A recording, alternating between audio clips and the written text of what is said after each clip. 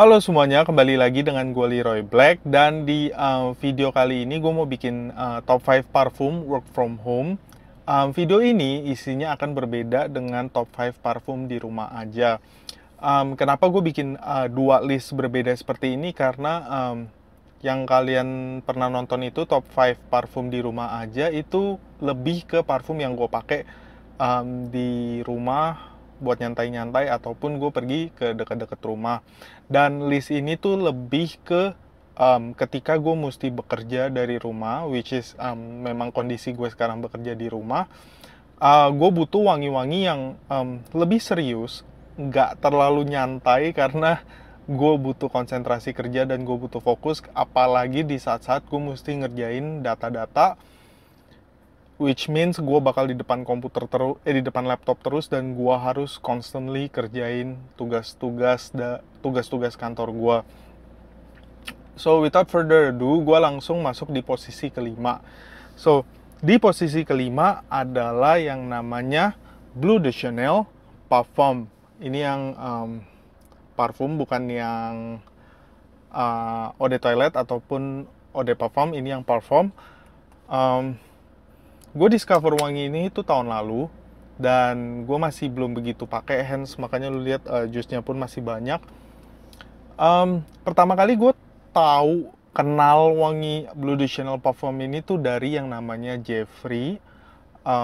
Waktu itu kita lagi gathering kalau nggak salah, terus Jeffrey ada pakai parfum ini. Gue ngerasa siliasnya tuh enak banget, mewah banget. Jauh lebih mewah dibanding Bleu de Chanel eau de toilette maupun eau de parfum. So ketika gue ada kesempatan buat ngebeli ini, and I really like the scent. Wanginya itu lebih cerah dibanding eau de parfum, agak berbeda juga dari eau de toilette, dan ini tuh jauh lebih mewah. Untuk longevity dari parfum ini pun lebih bagus malah menurut gue dibanding eau de toilette ataupun eau de parfum di kulit gue ya. Apalagi eau de toilette yang sekarang, kecuali lu ngomongin eau de toilette batch lama, which ya itu udah nggak usah diomongin lagi karena barangnya udah nggak mungkin lu orang dapetin, walaupun gue masih punya, karena wangi itu bakal gue treasure banget. So di posisi kelima gue butuh Bleu de Chanel, sesuatu yang somewhat sophisticated biar gue kerja lebih serius. So nomor 5 Bleu de Chanel Parfum. Di posisi keempat, lo orang pasti tahu rajanya si Office itu adalah Prada L'Homme. So Prada L'Homme ini wangi iris, wangi powdery-nya yang bener-bener enak, bener-bener sophisticated. Wanginya nenangin banget, calming banget menurut gue, dan bisa kasih gue satu fokus tersendiri ketika gue mesti bekerja dengan serius di rumah. Dan wangi ini tuh nggak ofensif, wangi ini tuh safe banget. Dan walaupun lu overspray parfum ini pun juga, ini inoffensive parfum gitu. Parfum yang bener-bener sebenarnya lu bisa pakai buat pergi kerja ataupun nyantai di rumah. Tapi gue mau pisahin kehidupan personal gue dengan pekerjaan gue. Dan parfum ini juga muncul di list top 10 office gue kalau nggak salah. Harusnya ada di sana karena ini memang office scent gue. Dan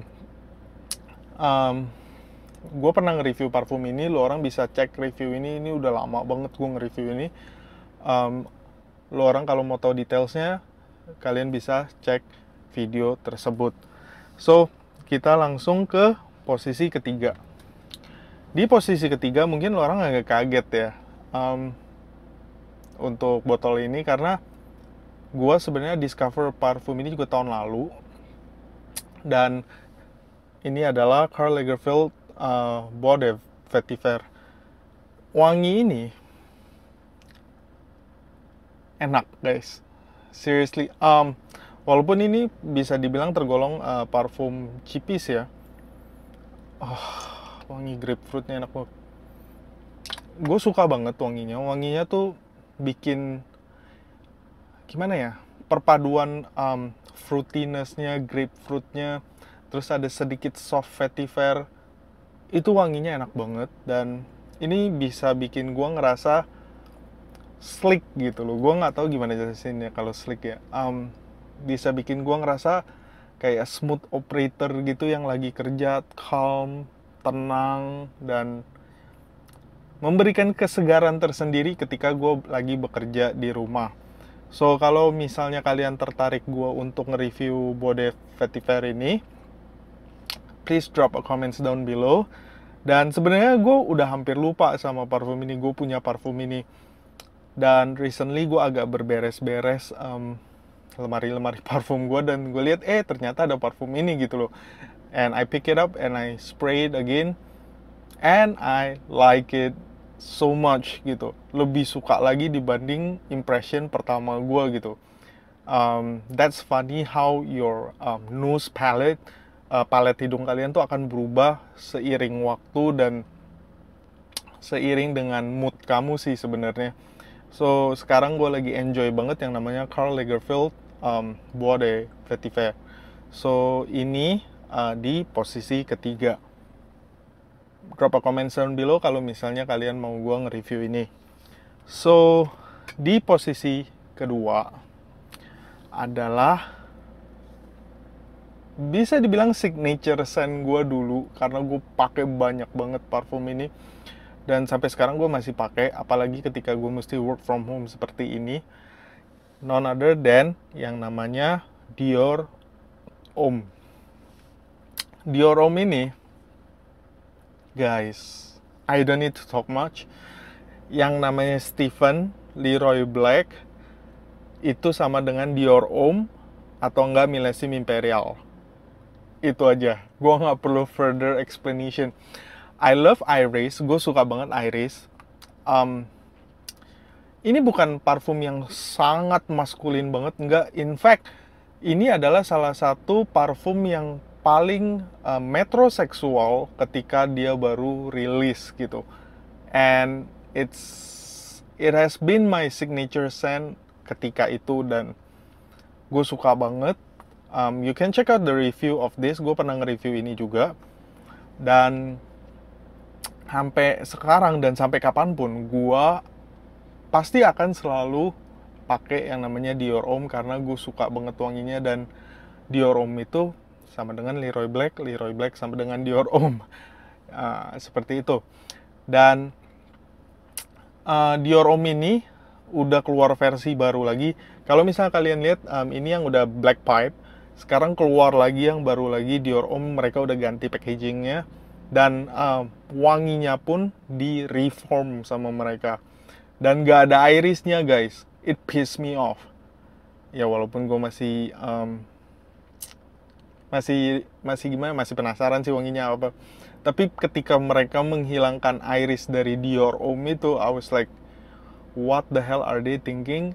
Itu yang bikin si Dior Homme ini terkenal dan jadi legend gitu. Kenapa Dior mesti ngilangin iris itu? So kalau misalnya pandemik ini udah selesai, gue pasti pergi ke butiknya Dior dan gue bakal cobain Dior Homme yang baru. Gue penasaran apa sih yang mereka lakuin ke Dior Homme gitu loh. Oke, so sorry, ini agak emotional, agak personal buat gue. So di posisi kedua adalah Dior Homme.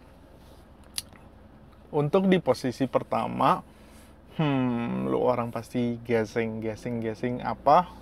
Nggak, bukan milestone. Di posisi pertama, untuk gue bekerja di rumah, gue butuh sesuatu yang serius, tapi sesuatu yang mewah buat gue. Dan udahlah, tanpa basa-basi, di posisi pertama adalah Club de Nuit Intense Men Eau de Parfum. Yang ini ya, this one. I freaking love it. It is the best Club de Nuit Intense Men so far menurut gua. Dengan harga 720.000 lu bisa dapetin, lu bisa capturein wangi Aventus yang until this date, until gua post video ini, adalah clone terbaik dari Aventus menurut gua. Aventus yang enak banget menurut gua. Makanya clone Aventus yang enak banget menurut gua. Dan holy, you must buy this ketika masih ada. Dan gua nggak tahu Club de Nuit Intense Men Eau de Parfum ini mereka bakal reform lagi atau enggak. Kalau misalnya sampai mereka reform lagi, gila sih, sayang banget gitu maksud gua, karena ini udah perfect menurut gua. Dan gua nggak tahu ini batch berapa, boxnya nggak ada di sini. Make sure sekarang ketika masih ada, buy it sebelum mereka reform, daripada lu orang nanti menyesal.